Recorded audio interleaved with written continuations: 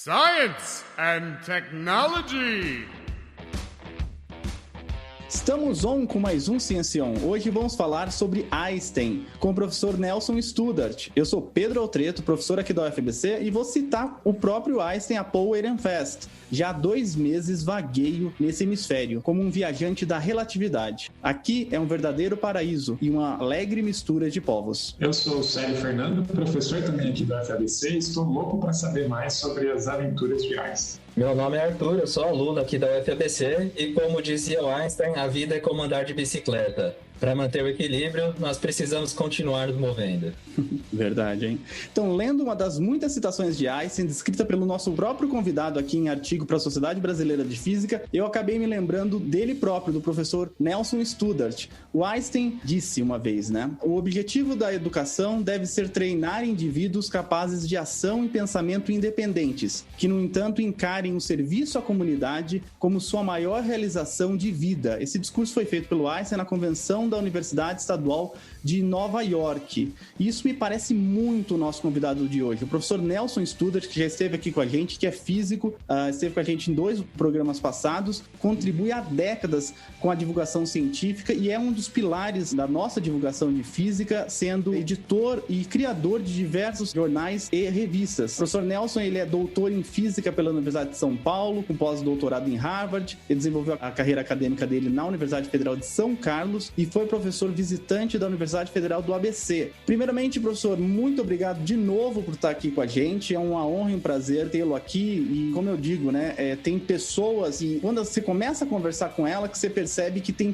partes da física, da história da física no Brasil, que não estão escritas. E é muito bacana poder conversar e ter essa vivência. Eu não vou te perguntar de onde você veio, porque a gente já sabe, a gente já viu nos outros episódios, mas e as novidades? O Santos foi, enfim, não foi campeão, né, professor? Foi vice.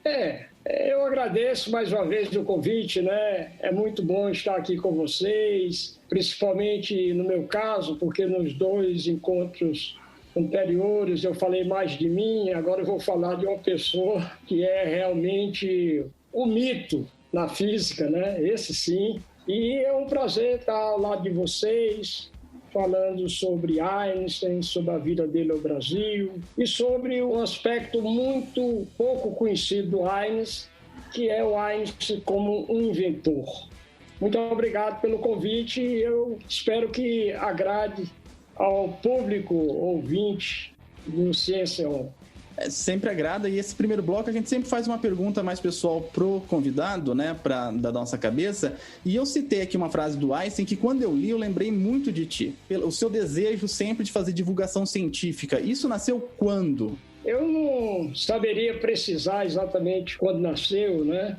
Talvez o fato de que eu gosto muito de história, da física, o fato de que eu sou um leitor de revistas científicas, sempre fui. E o fato da minha própria personalidade, né? De falar bastante, de conversar, né? Então, talvez isso tenha me motivado a fazer divulgação científica, né? Talvez seja isso.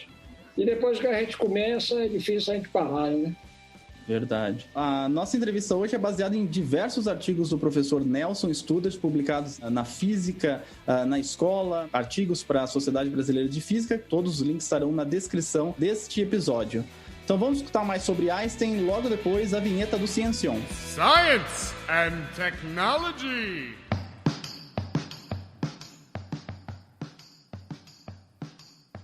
Nelson, é praticamente quase impossível encontrar alguém que não tenha ouvido falar de Einstein, que não conheça de Einstein, e basicamente o Einstein está muito relacionado com a ciência, tanto que parece que é sinônimo falar em ciência e falar em Einstein. A gente queria saber mais dessa história porque poucos conhecem a pessoa que está por trás do cientista. Então a primeira pergunta que a gente tem é: quem foi Einstein e como a infância que ele teve motivou ele a ser cientista? Bem, o Einstein foi uma criança absolutamente normal, não há registro de nenhuma genialidade na primeira infância.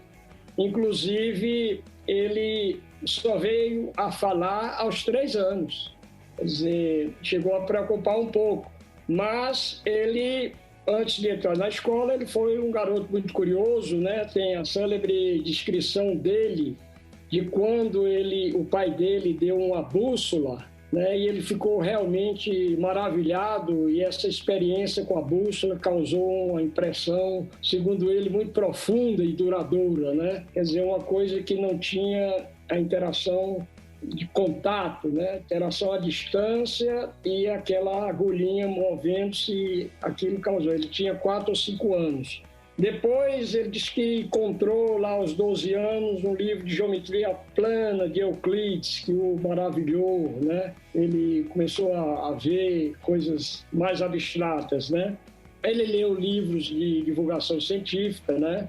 Que eram os livros populares sobre ciências da natureza. E ele tinha um hóspede lá, quer dizer, um hóspede eventual, que ia uma vez por semana, que era um estudante de medicina judeu, chamado Talmud, que tirava muitas dúvidas dele. Então, na realidade, assim, até essa época, ao curso de nossa conversa, nós vamos ver onde é que começou a aparecer alguns lampejos, digamos assim, do Einstein um pouquinho mais na adolescência, né? Então, ele ficou aos 9 anos, ele entrou no ginásio, Pritzpold Ginásio. Ele entrou lá aos 9 anos e ficou até os 15 anos. E aí, aos 15 anos, né, os hormônios foram aparecendo. Ele achou aquilo, vamos dizer assim, meio sacal, né, em Berlim. Em Munique, estava em Munique estudando. E aí ele achou que os professores muito autoritários, etc. E aí começa primeira característica da personalidade dele, né? O estudo independente, né? Então ele foi ao médico, pediu uma licença médica e tal, e pulou fora do ginásio e foi encontrar o pai e o tio que haviam se mudado um pouco antes para a Itália, em Pavia. E aí, em Pavia, eu acho que desperta nele a curiosidade mais aguçada para tratar dos assuntos que nós vamos considerar hoje, que são a invenção em Einstein. Expliquei direitinho aí a infância, até os 15 anos. Sim, foi bem bacana. E é importante lembrar que ele deu uma escapadinha do colegial, mas não foi para ir para Gandaia, né? Ele continuou interessado, ele só tinha, como você mencionou, essa vontade de aprender sozinho. Não, mas ele foi vagabundo mesmo. Eu vou contar para você. Foi Se também, quiser, eu posso falar. Ele abandonou o ginásio, né? Não sei antes com certidão de liberação pelo médico, né? Atestado médico.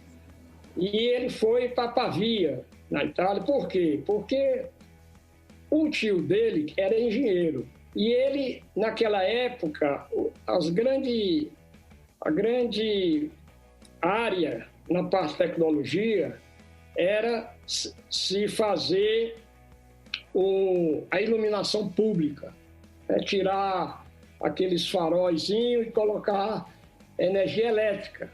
E então o gerador elétrico era o que havia.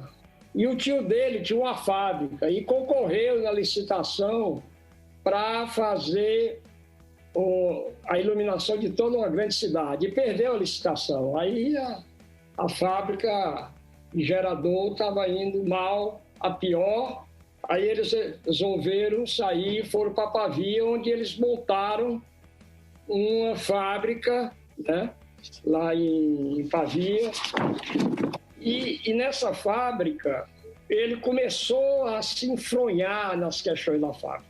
O pai dele não tinha nada a ver com engenharia, ele cuidava da parte de administração, ele era o gestor da fábrica, né?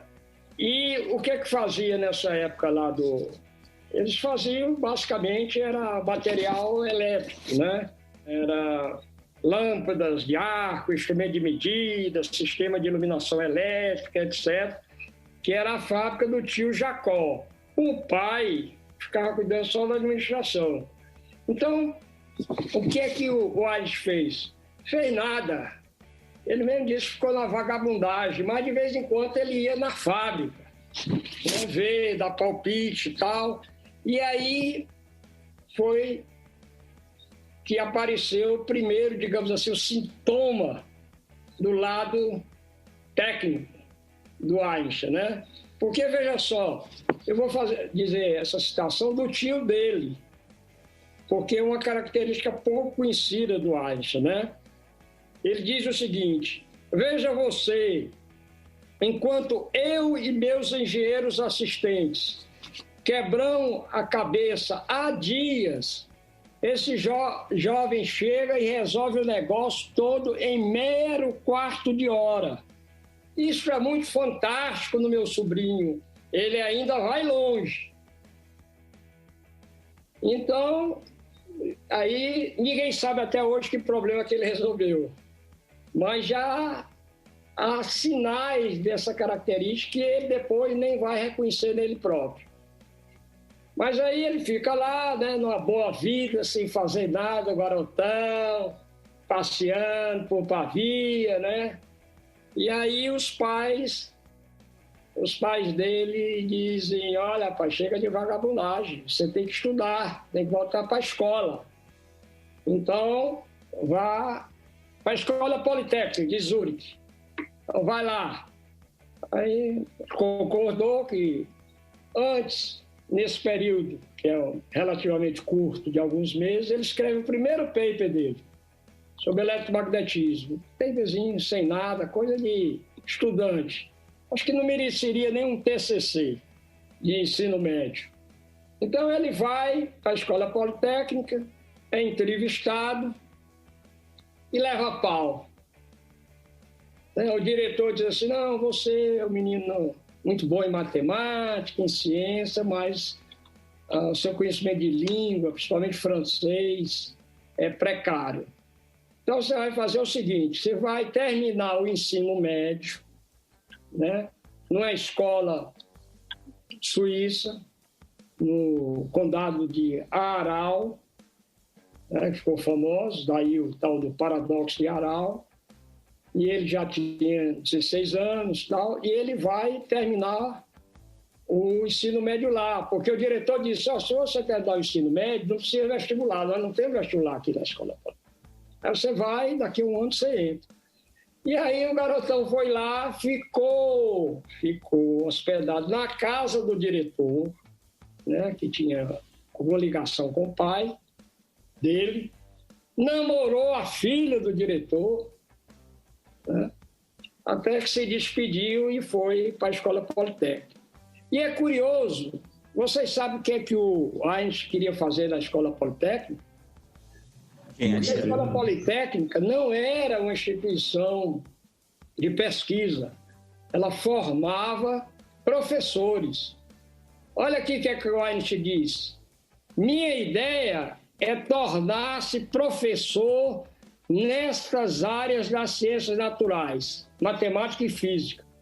E escolherei a parte teórica dessas ciências. Existem razões que me levam a esse plano.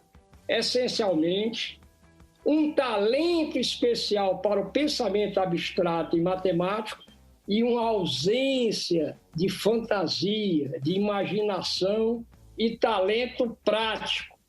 Quer dizer, ele aí já diz, olha, ele já reconhece que um bom inventor talvez ele não seja, muito embora a gente vá conversar sobre isso aqui. Professor, uma coisa que me chamou a atenção na sua fala agora, e que é muito especulado por aí, é que o Einstein não era um bom aluno, principalmente em matemática, ciência. Ele tinha dificuldades mesmo? Não, isso é papo. Isso é aluno incompetente ou preguiçoso, né, que se mira no lado, digamos assim, mais glamuroso do Einstein, né? O cara precisa estudar, até agora primeiro precisa ser Einstein, né? Mas não é verdade. O que o Einstein não gostava era de ir para a aula, né? Não ir para a aula porque ele tinha um amigo que tomava nota de todas as aulas e ele ia estudar. E ele achava as aulas muito chatas, do Weber, que era o professor de física Então, o que ele ia fazer? Ler Maxwell, coisas que não eram discutidas na escola. E nas notas, não é verdade.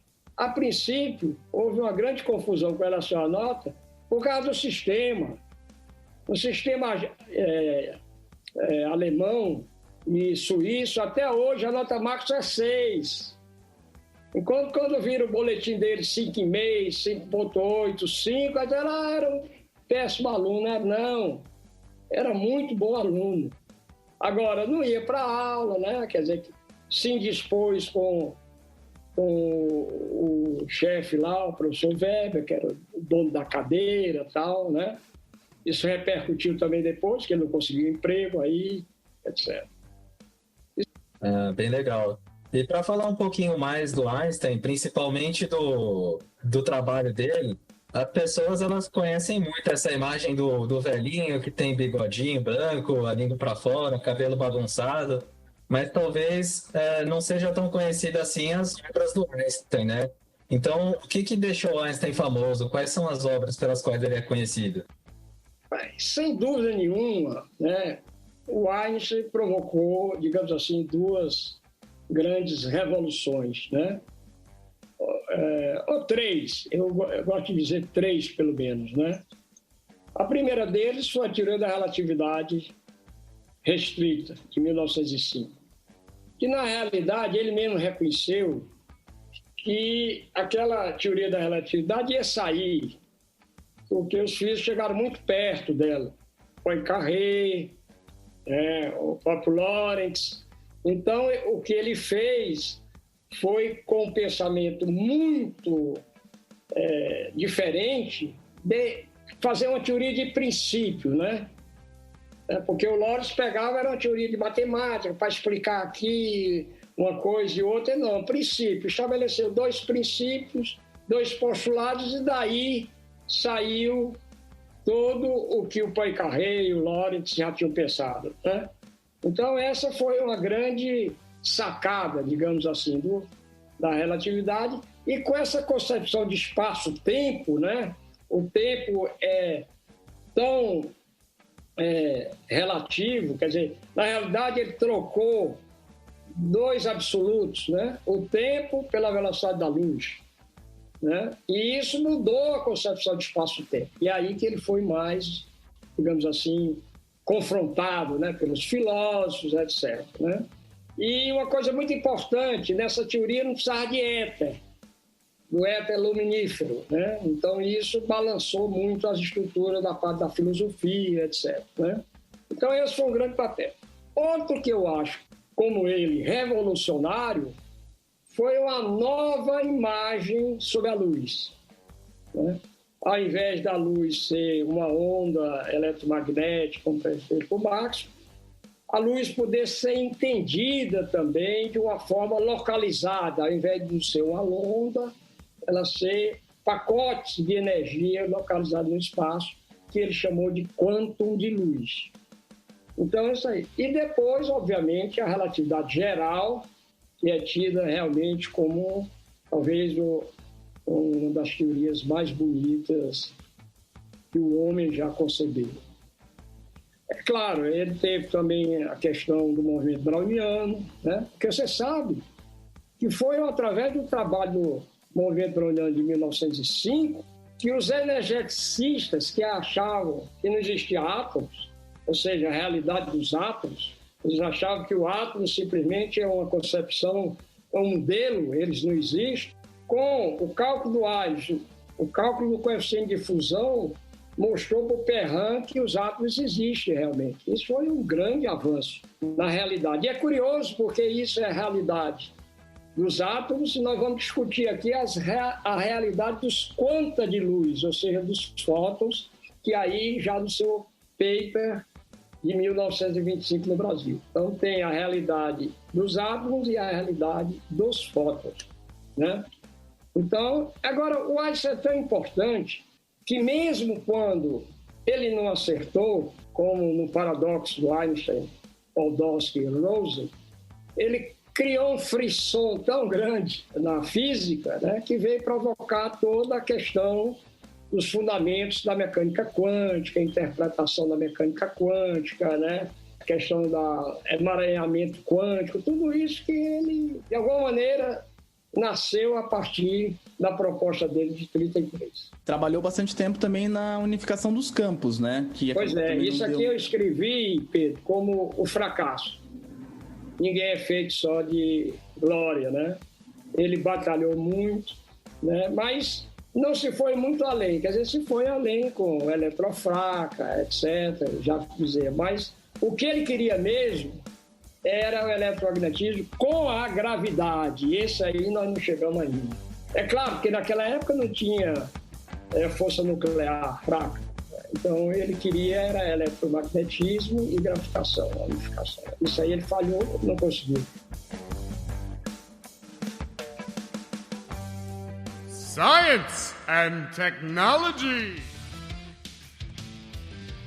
Agora a gente vai falar sobre as invenções, o Einstein inventor. Quando que ele começa a inventar? E você tinha dito que ele não gostava muito de coisas práticas, né? Ele tinha ido mais para a teoria. Quando que ele sugere fazer alguns experimentos ou alguns inventos? Olha, tem dois motivos. Primeiro, o motivo que eu vejo é que não conseguiu emprego como professor, né?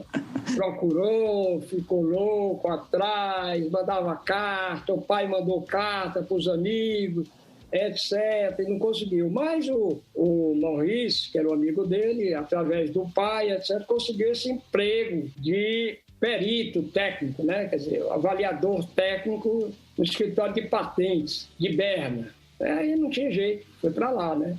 E nesse período, o que é que ele fazia? Fazia tudo que nós dissemos agora, né, em física, mas ao mesmo tempo ficava dando parecer, especialmente na área do eletromagnetismo, que era o quente da época. O diretor logo percebeu que ele manjava disso aí. Então, todas as patentes dessa área passavam para ela, né? Porque, olha, eram muitas tecnologias elétricas naquela época, né? Telefone, telegrafia sem fios. E, de preferência, uma coisa desafiadora, que era a sincronização dos relógios em todas as estações. Né? Você tinha que ter um sistema de sincronização de relógio perfeito. Daí, né, vem o tal famoso suíço, que passa o relógio ali e passa na hora. Então, essas eram as patentes que apareciam. Mas, infelizmente, nós não temos nenhum parecer dele, porque em 1924,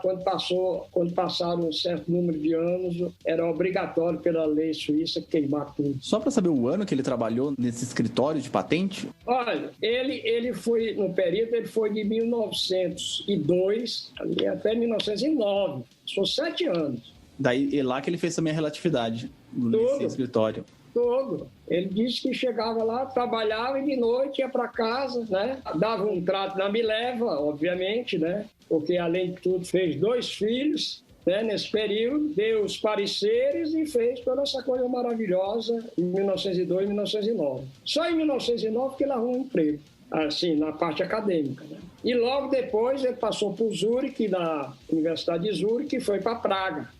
Quer dizer, não tinha universidade famosa que desse emprego para ele. Entendi. E quais foram os inventos dele? Pois é, então, deixa eu dizer uma coisa que ele disse também, né? Essa parte. Foi uma verdadeira bênção para mim trabalhar na formulação final de patentes tecnológicas. Isso me forçou a pensar em muitas facetas e me estimulou de modo significativo o pensamento físico. Ou seja, ele gostou do período lá. Então, ele tinha 2 amigos, 2 irmãos, né, que impressionaram ele de alguma maneira, não sei bem, chamavam-se Conrad e Paul Rabbit, e disseram, olha, vamos fazer aqui um amplificador de voltagem. Porque o que tem aí são média voltagem de cargas muito grandes. Eu quero um amplificador de voltagem mais preciso. Aí ele lembrou do movimento browniano e disse, olha, eu acho que se a gente tiver um amplificador com essas condições, a gente consegue medir cargas elétrica no movimento browniano. Aí ele imediatamente publicou um paper sobre isso, né, fez. E os dois se animaram em construir esse eletrômetro, né? Um eletrômetro que fosse muito mais sensível que os então usados. É isso que ele mostrou, que essa concepção que era possível fazer isso. E aí os dois, Conrad e o Paul, resolveram fabricar e ficaram aí ralando. Isso aí fizeram demonstrações, etc. Mas o Einstein não quis participar assinar essa patente, não. E depois ele, lá por volta da década de 10, eles viram que não era competitivo e abandonaram, mas existe nos museus o eletrômetro projetado pelo Einstein, né? E daí ele fracassa nesse experimento e segue para Zurique? Foi Praga, né? Ele nessa época, ele já estava em Berlim, né? Ele já estava em Berlim, quer dizer, ele foi chamado a peso de ouro, né? A Berlim ele estava. E o convite era irrecusável, né? Olha, Albert, você não vai dar aula, quer dizer, não tem carga didática, você vai ganhar um salário pela universidade e outro salário pelo instituto, o plano que eu vou arranjar, então você tem um saláriozinho melhor. Vou lhe dar uma secretária e você pode só pensar, né? Então é irrecusável isso aí, né? Ele foi para Berlim. Chegando em Berlim, ele já era famoso, né? Volta de 1916, por aí e tal. Ele dá uma palestra na Sociedade Alemã de Física, veja só sobre o quê? Teoria elementar das ondas de água e do voo. Pô, que é isso, cara? Isso logo depois da relatividade geral. Como eu sempre digo, que porra é essa? Onde é que ele ia entrar? Aí ele dá essa palestra e escreve um artigo numa revista, e não era, digamos assim, a Ciência e Cultura da época, era uma revista generalista, tinha de tudo, mas o Maxwell já tinha publicado lá artigos de caráter geral. Aí o Einstein diz assim, nesse artigo ele diz assim, o que é que pode explicar a sustentação das asas de nossas máquinas voadoras e dos pássaros que pairam nas alturas em seus voos? Poético, né? Muito. Rapaz, o Einstein não sabia nada do Prandtl, não tinha lido nada do que já tinha se desenvolvido até 1916. Né? De Santos Dumont, muito menos. Mas ele achava que o avião voava, mas não tinha ainda explicação por que ele voa, olha só. Né? E aí ele diz, né, confesso que não encontrei em nenhum lugar da literatura especializada, nem mesmo a resposta mais simples. Aí o que ele faz? Usa o velho e bom princípio de Bernoulli. Passa o fluxo para cima, o fluxo para baixo, diferença de velocidades, dá uma força de sustentação. É surreal esse paper. Eu ainda vou traduzir e publicar, porque ele acha que ninguém sabe nada, né? Daquilo ali. Aí, mas por que ele fez isso, né? Porque em 1916 houve um convite, uma convocação para o esforço de guerra aérea. Então o que acontecia? Era uma concorrência brutal das Embraer de lá, da época, de conseguir fabricar aviões que pudessem ser vendidos ao exército, né, como todo lugar. E eles tinham um certo interesse de colocar gente famosa nos seus quadros, né, para garantir um certo respaldo. E o Einstein foi contratado pela LVG, chamava Sociedade de Transportes Aéreos, que convida membros da academia a participar. Aí ele foi contratado, né, por uma delas e, segundo um dirigente lá, o Otto Reicher, ele devia se preocupar com design de aerofólios. Por isso que ele estava preocupado com as asas, sacou? Por isso que ele estava preocupado com a asa. Sim, preparou o golpe já. Então. Aí ele foi contratado e mandou o projeto, a asa. Eu tenho o modelo da asa. É uma asa que tem, assim, como ficou apelidado depois, o modelo da corcunda do gato, é exatamente um gato. O Einstein achou, se eu aumentar a diferença de velocidade em cima, eu vou ter a força de sustentação maior, né? Coisa simples assim, mandou para lá. Eu acho que ele queria também dar alguma contribuição para honrar os rendimentos. Eu acho que gostava do dinheirinho também, né? Ninguém de ferro. E eu fui, rapaz, num Deutsche Museum, lá em Munique, e vi a revista lá, o relatório do teste que foi feito sobre a asa do Einstein, da corcunda do gato. E é curioso porque ele foi testado num túnel de vento, lá em Göttingen, que era o Ministério da Guerra que mantinha, e foi o pior resultado. De 99, ela ficou, né, parece os rankings do Brasil em educação, né? Quase foi a última, né? Era uma asa de metal com 780 milímetros de largura, etc. Tem todas as especificações. Agora, o mais curioso, Pedro e mais colegas, é que talvez pelo fato de ser com o nome de Einstein, levaram para colocar no avião. Meu Deus. Quer dizer, ela não tinha performance péssima, mas colocaram lá, ninguém sabe até hoje, né? Subiu o avião? É que eu vou contar agora. Como é que o Einstein não quis saber naquela época, não. O Einstein só soube disso 37 anos depois. Como foi essa história? O Paul Ehrhardt, que foi o piloto de teste, mandou uma carta para o professor Einstein, né? Isso em 54, um ano antes do Einstein. Caramba. Dizendo o seguinte, leu um textinho aí, né? Meu único objetivo ao escrever essa carta é lembrar uma experiência para mim inesquecível e que talvez o senhor já nem se recorde. Eu recebi um volumoso manuscrito que mostrou, obviamente, que o autor conhecia muito mais de física teórica do que eu, sobre esse tal que eu chamei do aerofólio da corcunda de gato, e que ele foi colocado na fuselagem normal de um biplano da LVG. E aí ele disse que não tinha ângulo de incidência para subir, e ele deu tudo. Olha vou dizer o que ele disse.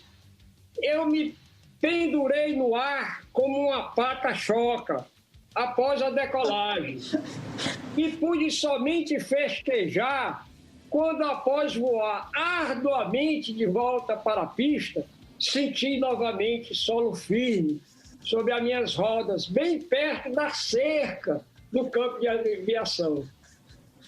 O segundo piloto, que era o Reicher, não logrou êxito. Não até que o aerofólio da corcunda de gato fosse modificado para dar-lhe um ângulo de incidência que permitisse arriscar voar uma volta, mesmo que agora a pata-choca tenha meramente se transformada num pato manco. Muito curioso isso, né? É prova de que não é porque a pessoa é doutor que ela sabe fazer tudo na vida. Não, o Einstein respondeu. Respondeu muito afetuosamente, dizendo assim, olha, em setembro de 54, cara, ele morreu em 55.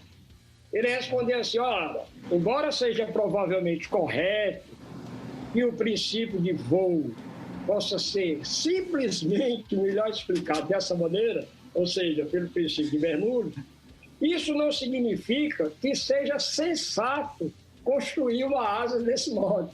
Uma forma do tipo que segue é muito melhor e também cria uma protuberância efetiva no fluxo. Aí na carta, o Einstein não é bobo, botou já o desenhozinho da asa moderna. E a gente já sabia que era a asazinha nova, sem aquela corcunda, né? Aí ele diz no final, devo admitir que muitas vezes me envergonho das minhas tolices. Bacana, hein? Você colocou a vida dos pilotos em risco. O mais doidos eram eles, né? Piloto de teste é para isso. Né? E quais outras invenções? Depois ele fez isso, mas ele não ficou sabendo, né? Ganhou o dinheirinho dele lá para fazer a asa do avião, que foi um fracasso total, né? Até agora, pelo jeito, os fracassos dele não tomaram... O pessoal não sabia, né? Não sabia da maquininha, não sabia da asa de avião, e ele continuou. Exatamente. Inclusive, esse paper aí foi coisa de historiador que descobriu. Não teve nenhum impacto na comunidade. Eu soube disso há uns 10 anos atrás, um pesquisador do Max Planck, o History of Physics, me falou sobre isso, eu não sabia. E eu depois peguei essa revista de especialista em aviação da Primeira Guerra Mundial, que tinha a foto, que tinha essa carta, né?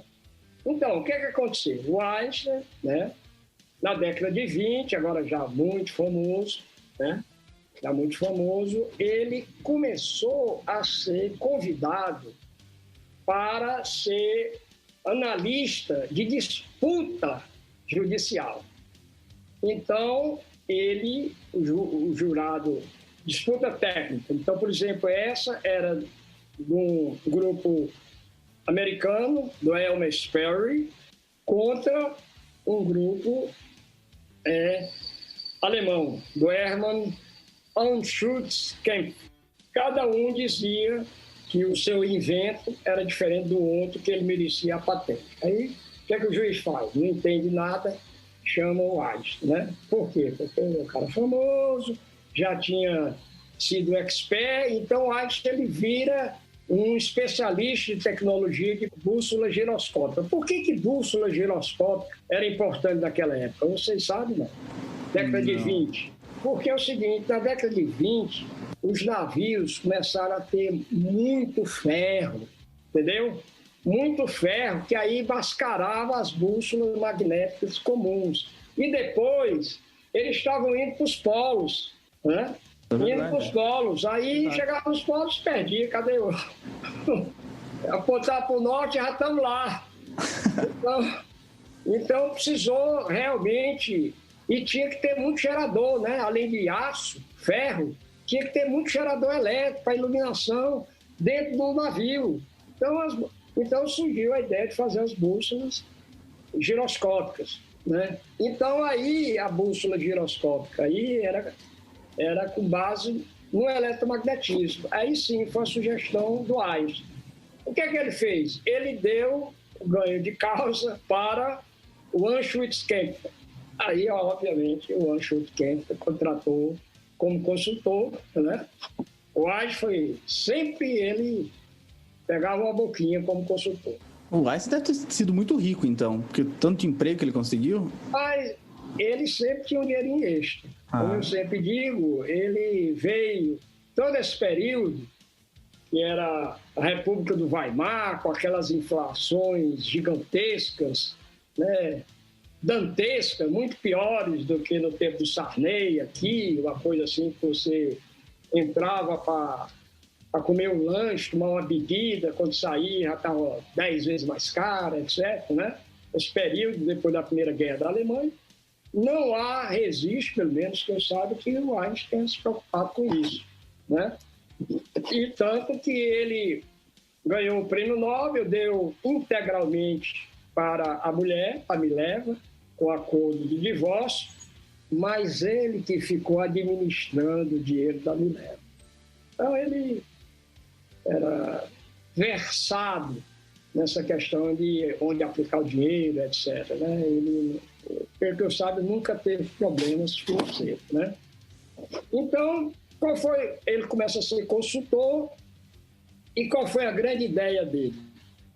Foi onde colocar essa bússola giroscópica. Aí, então, ele inventou um esquema, uma armadura que funcionava de uma maneira eletromagnética que flutuava a bússola giroscópica. Então, essa foi a grande sacada dele. E o Kampfer ganhou muito dinheiro com isso. O Einstein continuou recebendo os royalties, né? E é curioso, né, para a gente ficar mais sabendo das histórias do Einstein, quando ele imigrou para os Estados Unidos, ele continuou recebendo. 33. Aí, o Hitler subiu o poder, a primeira coisa que fez foi o Anschutzkamp, que era judeu, fugiu para a Holanda, ou para a Bélgica, não me lembro. E deixou de pagar os royalties. E o Einstein mandou uma carta, a gente tem essa carta. Pô, cadê meus royalties aí e tal? Aí o Hermann disse assim, cara, nós falimos. Isso aí. Science and Technology.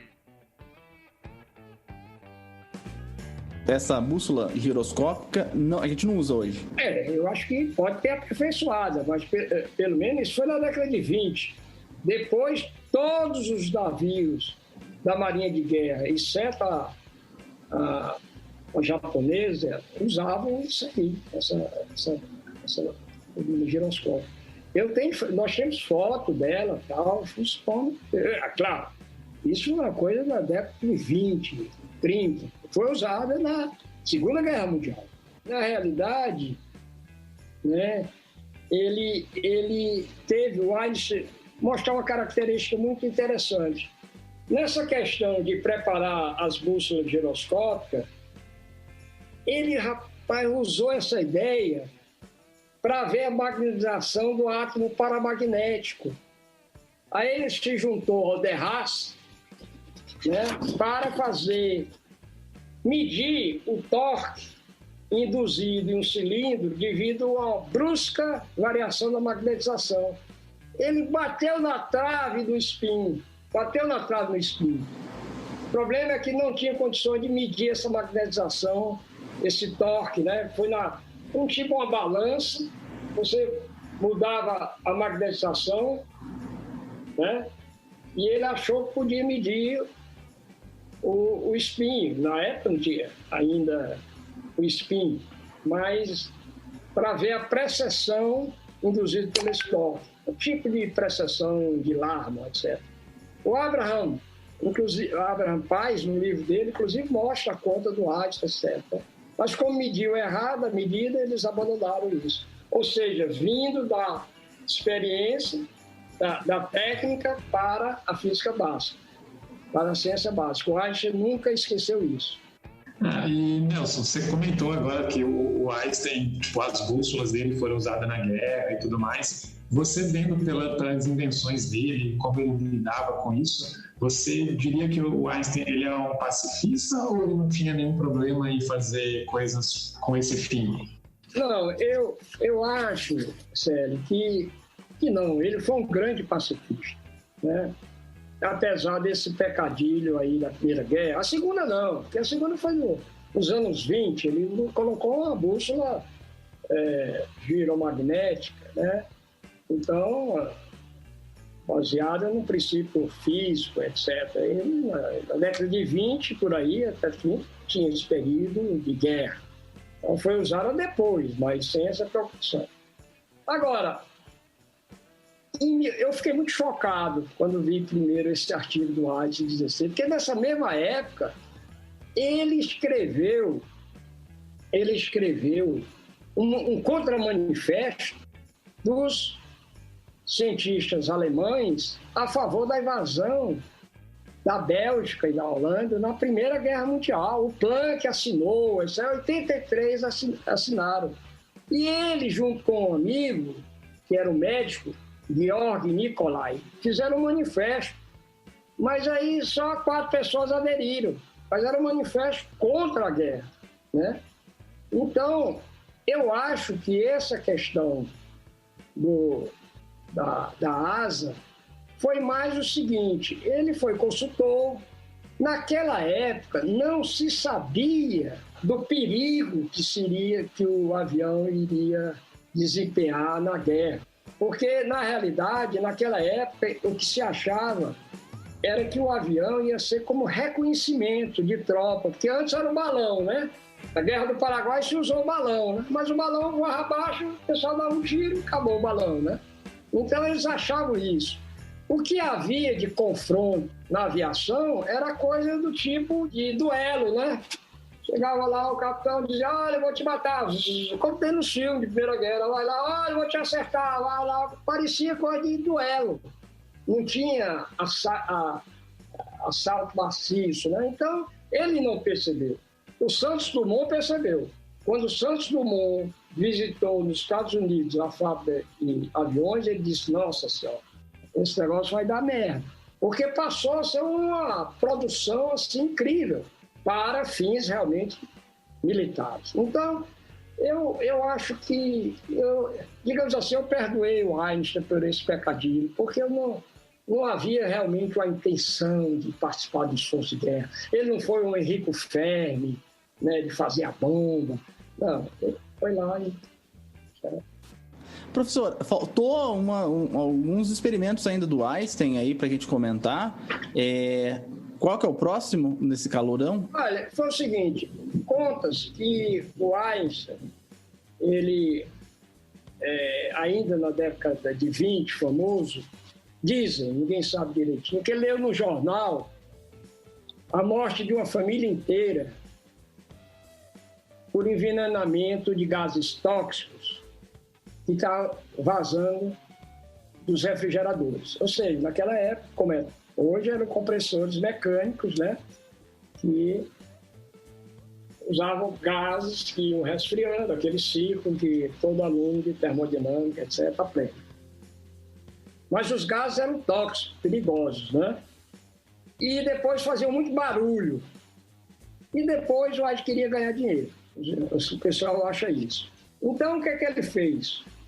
Ele projetou uma bomba eletromagnética e fazia funcionar através de um metal líquido, né, baseado em amônia, em que fazia, sob um campo eletromagnético alternado, ele fazia o papel do pistão, para mover o pistão, né?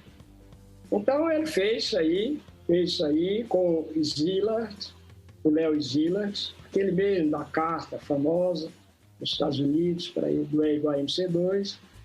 E esse projeto foi vendido para a Electrolux, né? Mas nunca foi, a patente nunca foi levada adiante, foi produzido um protótipo, temos até uma foto, mas era sem dúvida nenhuma um refrigerador que a gente pode chamar um refrigerador ecológico, né? Porque não usava gases. Mas aí, com o passar do tempo, né, com esses novos gases menos perigosos, etc., e agora até com os gases que não vão muito em cima, não atacam muito a camada de ozônio, etc., então isso aí ficou à margem. Mas eu vi em Oxford pessoas revivendo os trabalhos do Einstein, ou pelo menos tentando melhorar, que seria o refrigerador ecológico, etc. E esse refrigerador, numa tese de doutorado do cara de engenharia elétrica nos Estados Unidos, funcionou realmente razoavelmente, mas possivelmente com um desempenho muito ruim. Então, essas são as contribuições. Mas o Einstein, na realidade, de 1928 a 1936, ele patenteou muita coisa. Essa máquina refrigerante, aperfeiçoamento dessa máquina, até uma câmara autoajustável de intensidade de luz, uma câmarazinha elétrica, né? Ele teve várias invenções de compressor, utensílio eletromagnético para gerar movimento oscilatório, essa maquinazinha de fotografia, por aí foi muitas e muitas patentes registradas. E a última, isso é curioso, porque a última de 36, com Gustav Buck, foi a única que ele usou o efeito fotoelétrico. Porque incidia luz e virava uma correntezinha, etc. Mas nem se sabe se a patente foi fabricada. No fundo, pelo que eu entendi, então, talvez ele tivesse que se escutado naquela carta que ele mandou, né? Por que ele estava escolhendo teoria, né? Apesar que ele ganhou dinheiro, né? Claro. Não, o Einstein, digamos assim, ele era um cara smart, né? Os americanos, é um cara esperto, né? Ele, ao mesmo tempo, agora com a capacidade de trabalho incrível, né? Porque e uma genialidade incrível. Isso aí, mas ele disse, eu não tenho um talento prático. E não tinha mesmo, né? Um pensamento muito abstrato, né? Mas voltando à sua pergunta, essa questão do pacifismo, já na década de 50, né, ele participou com o Bertrand Russell, né, do famoso manifesto, Tem até um artigo na Física da Escola, escrito pelo Fernando Souza Barra, em que ele apoia assim, o desarmamento nuclear, ele é contra qualquer proliferação de armas atômicas, ele participa das conferências Cold War, que existe até hoje, pelo banimento de armas nucleares. Ele gostava muito do Gandhi, assinou embaixo muitas das ideias do Gandhi, né? Então ele tinha essa característica, né, muito forte, de atividades pacifistas, né? Professor, então, como o professor Pedro colocou, parece que a melhor invenção de Einstein, no fim das contas, foram as próprias teorias dele, né? Exatamente. Mas teve alguma teoria que ajudou em alguma invenção que é útil para a gente hoje em dia? E por que a gente não usa de fato as invenções do Einstein? Elas realmente não são tão boas? Não, porque não tem baixa performance, né? Hoje em dia, você usa o efeito fotoelétrico, né? Não como ele propôs, né? Que aí sim é o efeito fotoelétrico. Eu discuto muito com meus alunos.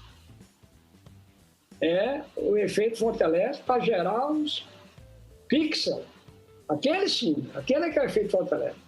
Negócio de porta abrindo, não sei o quê, isso aí foi no começo. Ninguém vai usar, passar luz ultravioleta, tem sensores muito mais simples, né? Agora, o pixel, sim, o pixel é a única aplicação realmente direta que eu conheço do efeito fotoelétrico. Diga outra aí, meu jovem, importantíssima. Satélites? Exatamente. GPS tem que ter relatividade geral, porque você tem o atraso devido à relatividade restrita, que é o fato do satélite estar com velocidade, mas também você tem o atraso devido à gravitação, né? Então, efeito fotoelétrico aí. E essa questão, ele não inventou, vamos tirar aqui, mas a proposta dele da emissão e absorção, emissão estimulada, é o laser. Mas não vamos dizer que ele fez isso pensando no laser. Simplesmente foi um mecanismo que ele descreveu atômico e muito tempo depois. Isso é um conceito óptico, né, que passou muito tempo, desculpe, o conceito do fóton, que passou muito tempo, né? Eu fiz 40 e tantos anos de física, trabalhando com física, nunca a luz que incidiu sobre o meu material era fóton, incidia era onda eletromagnética, porque é importante na mecânica quântica é a quantização da matéria. Mas agora, né? Recentemente, a ótica quântica, o computador quântico, não sei o quê, aí sim é preciso o conceito do fóton, mais especificamente, que é a fotônica.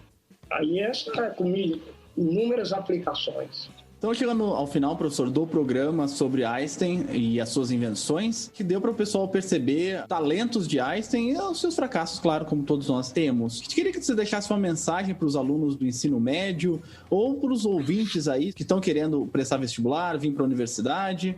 O que eu posso dizer, realmente, é que para passar no vestibular, é uma competição. O vestibular é uma competição que você tem que encontrar uma qualificação especial, né? Não é nem para você entrar na universidade.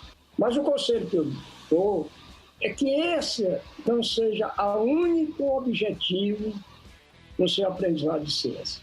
O que você estudar para o vestibular é puramente leva a uma aprendizagem mecânica. Alguma coisa, se você tiver boa memória, você vai lembrar, mas outras coisas você vai esquecer, como eu esqueci, como você esqueceu. Eu não me lembro mais nada, né, da biologia. Eu estudei para o vestibular. Agora, o importante é o aluno ter a busca de uma aprendizagem mais significativa. E a questão mais importante hoje em dia é explorar o metacognitivo, quer dizer, você aprender a aprender. Então, se você seguir essa trilha, você aprenda, você aprender, você vai tornar desnecessário toda a quantidade de informação, que é bom que você tenha para passar para o vestibular, mas que depois uma consulta que o tio Google resolve facilmente. Essa é a minha ideia, é você aprender, você estudar e seguir o conselho mais importante do Einstein, que era a curiosidade. O Einstein dizia: eu não tenho talentos especiais, eu somente sou apaixonadamente curioso. A coisa mais importante é não parar de questionar. A curiosidade tem as suas próprias razões para existir. E concluindo, aluno, ouvinte, nunca perca a sagrada curiosidade. Lembrei do Einstein, que eu endosso modestamente. Bacana, professor. Muito obrigado por essa aula que foi dada hoje sobre as invenções do Einstein. Então, você que é esse inventor aí, já está na hora de começar, né? Obrigado, Arthur. Eu que agradeço, com certeza um programa super interessante aí, né? Um aspecto da história que não está presente em muitos livros da história da ciência, mas que com certeza são muito prazerosos e nos dizem bastante sobre o que é essa carreira do cientista, né? Obrigado, Célio Angolini, professor Célio Angolini. Eu que agradeço, Pedro. Foi muito bom ouvir o professor Nelson falando aqui de Einstein, e tem um pouquinho mais ainda no próximo episódio. Exatamente. Obrigado, professor Nelson, e obrigado a você que está ouvindo o Ciencion. Não esquece de seguir a gente lá nas redes sociais, Facebook, Twitter e Instagram. Voltamos a qualquer momento. Até mais. Tchau.